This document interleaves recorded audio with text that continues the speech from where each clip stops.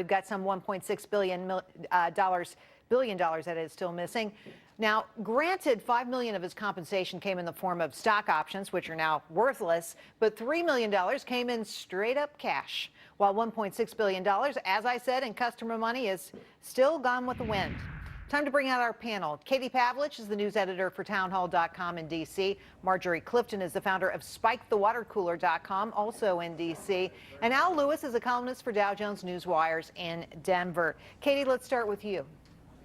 Look, when is President Obama and Vice President Joe Biden going to come out and denounce John Corzine? I mean, he did help craft the failed stimulus package after all. And I think that they should reassure us that they're not going to go and get advice from people like John Corzine who are willing to cut and run and then cost their investors millions of dollars, billions of dollars, and then cost the taxpayers at least $1 trillion in addition to. Crazy. Al, do you agree? I second what she said. And you know what? I want to add that every time one of these big banks blow up, what we do is we look back and we see how much the CEO got paid. And it's a lot. And what this shows is that CEOs get paid to take enormous risks with other people's money. And if it doesn't work out, oh well. Oh, well, yeah, definitely. Sometimes there's a disconnect between performance and pay. Marjorie, what do you say?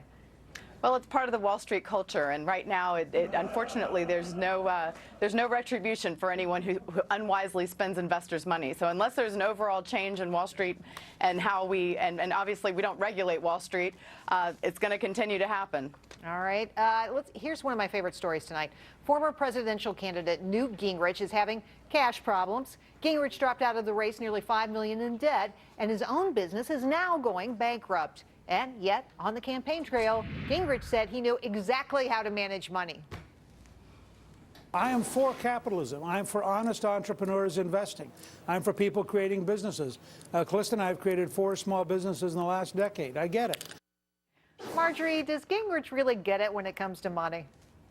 Well, Gingrich doesn't get it when it comes to campaigns, because most politicians who don't end up cutting it are able to actually profit and make money when they come out of the election season.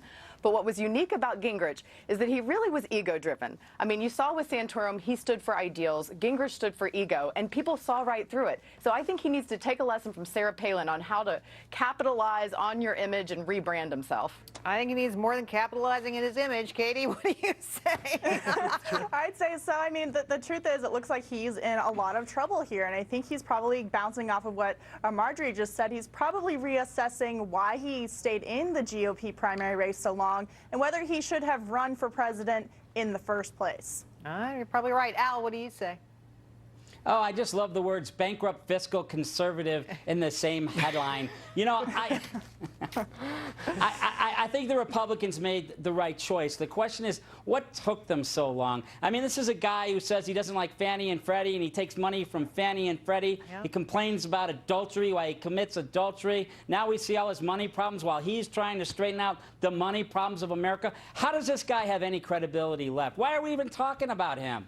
And send your emails to allewis.com. All right. Here's a man bites, dog bites, man bites newspaper story. There's a new reason to beware of dog bites. Guess what?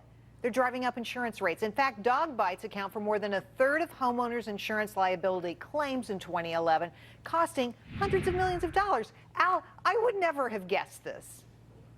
Well, first I want to say that email is al.lewis@dowjones.com. Oh, you're gonna tell them? Oh my goodness, I was saving you. and the second thing is buy a cat, okay? Get a cat. That's basically all I got to say about this story. Marjorie? Well, it was actually $479 million went out last year, which is just a shocking number. And I do agree. Either I would go with a cat, a gerbil, a poodle, maybe one of those small little dogs. But, you know, in general, this does not fare well for dog owners. Wait, Katie, how about nice dogs? Nice dogs. Well, yeah, you know, some of the most vicious dogs I've ever met are the little ones. I don't say get a little dog. I say little dog syndrome. Get a breed that is nice. And hello, homeowners, keep your dog away from your visitors. Keep them on a leash. Keep them away from kids.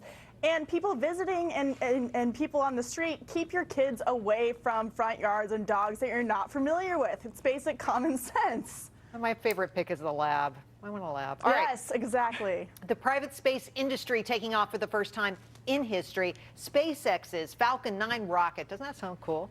It took flight this morning, delivering 1,000 pounds of cargo to the International Space Station. Al, what do you say? Well, we're a far cry away from private space. This is highly subsidized by NASA, but it's good to see. This is a small step for mankind, I think, but nonetheless a good one. Marjorie, I want us to have NASA. I want the country to be involved in this. This whole idea that we just leave it to entrepreneurs, not very satisfying for me. What do you say? Well, NASA was excited because it actually privatizing space is a more lucrative prospect given our government spending right now. We don't have the funds for it. I want to know, is office space cheaper on the moon? Because gas prices are pretty high, and I'm wondering how can we figure this out? Because something's not working with the economy here in the United States. Katie, can we not afford it? Is that the reason we're not doing it? Well, unfortunately, because the government has spent out of control, we can't afford it. And I'm with you. I think that space exploration is actually crucial to our national and international security. But on a brighter note, I like the idea that the founder of this company that sent this private jet into space invested millions of his own dollars into this project, which just proves that the top 1% are doing amazing things for the country. Yeah, it's not all taking your money. All right, Katie, Marjorie, and Al, thanks for coming on tonight. You guys were great as always. Thank you. Excellent job. Appreciate your time.